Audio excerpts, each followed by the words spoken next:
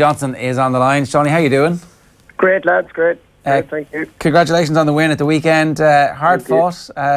You left it pretty late, 6 minutes of stoppage time. Yeah, very, very late. Look, we don't do anything. We don't do anything easy up here. So it was, we put ourselves in a great position to win early in the second half, and then fair play to Derry Gonley to come back really, really strong and put themselves, I suppose, in looking like they were going to get over the line, and then we just managed to nick a goal near the end just to pull us through. It's like one of those epic club matches where the first game's a draw, the second game goes deep into stoppage time, and then you guys come from behind to nick it. Yeah, look, it was a serious battle. I think it was like a boxing match without any defence. I think it was just all systems go. It was nearly all out attack. It was played at kind of manic pace, and it was just one of those games. It was a pleasure to be involved in, and I suppose when you come out on top of them, it's easy to say that, but we would have massive respect for Derry Gonley after those two games, and it could have gone either way, really, to be honest. It's like comparing chalk and cheese, the first game to the second game. The first one, I think, was 12 points apiece. Obviously, the second one, you put up 5-7. So how did it change in the interim? Did both teams just say, screw it, we're just going to go gung-ho on this one?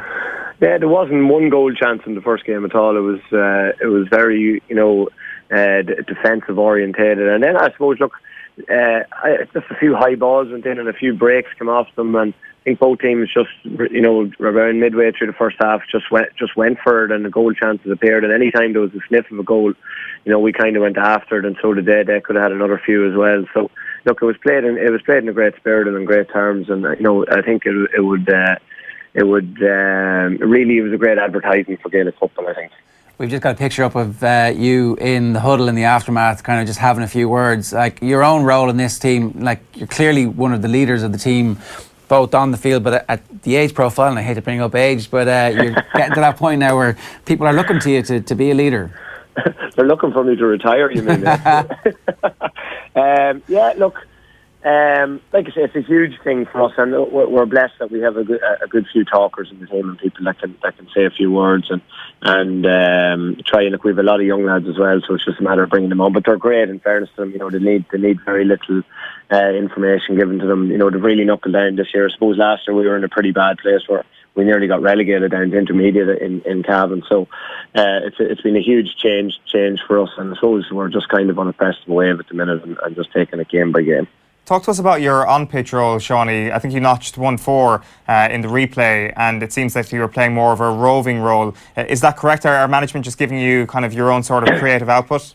Yeah, just, we're trying to get on the ball, and, I suppose the way football had kind of gone over the last years, it was probably difficult in the full forward line to get on much ball. If you were seeing it maybe 6 or 7 or 8 times a game, maybe you were doing well. So probably I'm coming out a bit deeper and just trying to make things happen and seeking to pick out passes, and maybe not able to run as fast as I used to be. So they're moving, maybe that's why, but he's maybe doing it in a nice way, telling me he's trying to get me on the ball. But so it's great. Look, I'm really enjoying the club season this year. It's been brilliant, and winning your own championship is fantastic. And then I suppose everything was a bonus for us after that. So, like I say, we're on a bit of a crest and wave at the minute, and just really enjoying it. And you said it yourself, you potentially aren't needed around the full forward line. You've got Paul O'Connor inside there at the moment, who caused absolute wreck by the sounds of things at the weekend. Set up 4 goals, I think. Like, is he a name we need to be keeping an ear out for in terms of the inter-county scene over the next few years? Yeah, he's been on Cavan panels, and he's been quite unlucky with a few injuries. He had a bad ankle injury and a shoulder injury, and potential is huge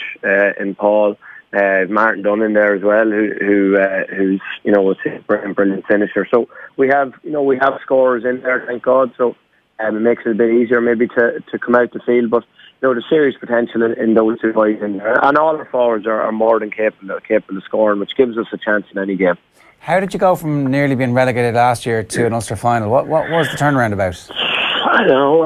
I think we kind of just had to go away and take a look at ourselves and realise we probably weren't putting in the required effort to be competing anymore for championships. We'd probably been so dominant in Cavan for a lot of years, and maybe we just expected that to continue, and teams up their game, and we maybe slipped a bit. And like I say, as players, we took a look at ourselves, and new management team come in there, and they've brought something different as well. So like I say, we really targeted the league early in Cavan, and we got a few good wins, which give us a bit of momentum then to try and push forward. And you know yourself, when you start winning games, it becomes a bit of a habit. So we've been lucky enough that we've gone through the season undefeated so far. So we just, you know, we're trying to keep that going. The other thing is that there hasn't been huge success for Cavan club teams in the Ulster Club Championship in recent years. Was there a collective decision made after you won the county final that we're going to continue knuckling down and actually maybe even up the ante a little bit here because we have a good chance? Yeah, in fairness, any time we've won the championship, we've always looked to do well in the Ulster Club, and you know, we reached a lot of semi-finals, and to be fair, we got beaten by a lot of very good teams. St. Gaels beat us the year they won the All-Ireland, and we had that game in the palm of our hands. And Ballinderry beat us a few times, and they won also. We lost to Cross as well. So we came across a lot of very good teams, and we had a really, really good team around 08, 09, 10, where we were very strong, and we felt we had a team capable of winning the competition, and we never got over the line. So this has come as, I suppose, maybe a shock to everyone that we've reached the Ulster Club final. But you know, we knuckled down after the county title. We enjoyed it surely, and then we got back to training maybe the Thursday or Friday night, and we just said, look, we'll go at it and see where it takes us. And we've been lucky enough to have 3 good games, and we find ourselves in the final. It might seem odd to describe Slaughtneil as a powerhouse given the size of the club, and everybody knows the backdrop to it now, but ultimately over the last couple of years they have really established themselves as one of the best club teams in the country. So it's probably going to be one of those situations where everybody writes you off ahead of this game. Not the worst scenario for you guys? No, and look, they are. I think they're going for 3 and 4 years, and what they've done is incredible.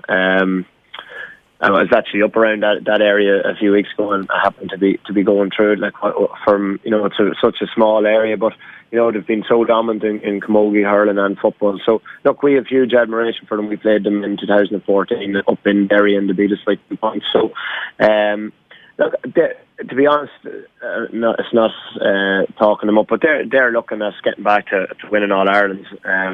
You know, we're in an Ulster Club final on Sunday. It's the first time, as you said, for any Cavan club in 22 years. So, look, we're going to go up and we're going to give it our best shot, and we're really going to enjoy the lead up to it. But we know we're probably playing the form team in the country at the minute.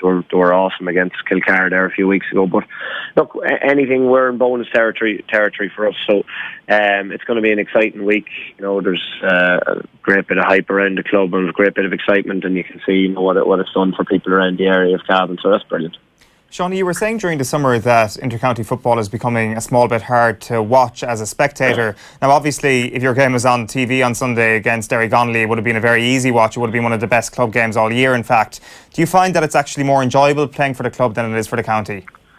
Well, I think club is huge, and I think the club championship is certainly probably a more enjoyable competition maybe than the All Ireland Championship, in the fact that it's so even a lot of the time. You know, club championship is so competitive, where realistically, if you're being honest, you look at the All Ireland, how many teams can win. So it's probably only those top 4 teams that are likely to win it any given year, unless you get the odd team that comes from, you know, maybe a team that comes out of the blue the odd time. But club championship, you know, you see us now in an Ulster Club final.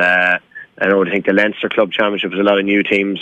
Just 2 new teams going to be in the final there. So look, it's great, and it gives that bit of mystery about it, where you don't know what's going to happen, and like I said, it's just really, really enjoyable competition to play in.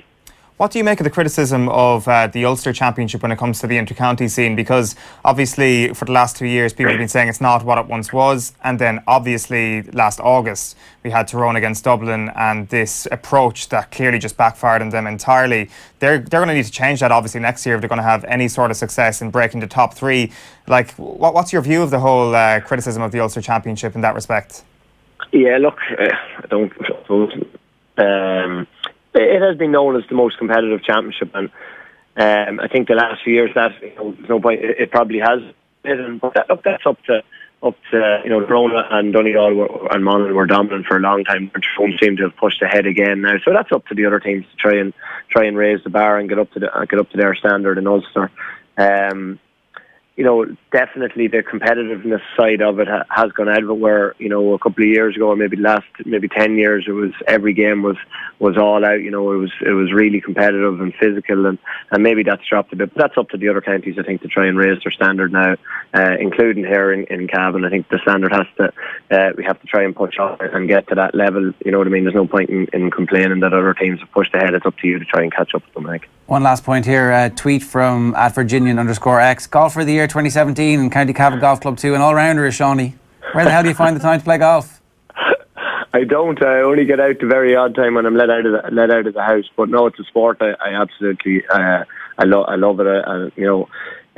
When I do finally hang up the boots very, very soon now, it'll be I'll be trying to play a good bit more golf. But yeah, no, it's a sport I love. That. Are you intending to play inter-county football next year if you get asked? Since you bring it up, I was just in the middle of that statement and I realised, I'm going to be asked another question here now. Look, I have no decisions made. I'm just, I suppose, it's a cliche, but I'm just concentrating on the club season at the minute. And like I say, it's been going really well for us, and it's been so enjoyable. So, like I say, once I'm enjoying the football and trying to keep going as long as I can. So, look, Sunday will come around fairly quickly, and hopefully it'll go well for us, and then we can worry about other stuff after that. Yeah, no worries, Tony. Best of luck this weekend. Thanks a million for talking to us. Lads, thanks very much. Thank you.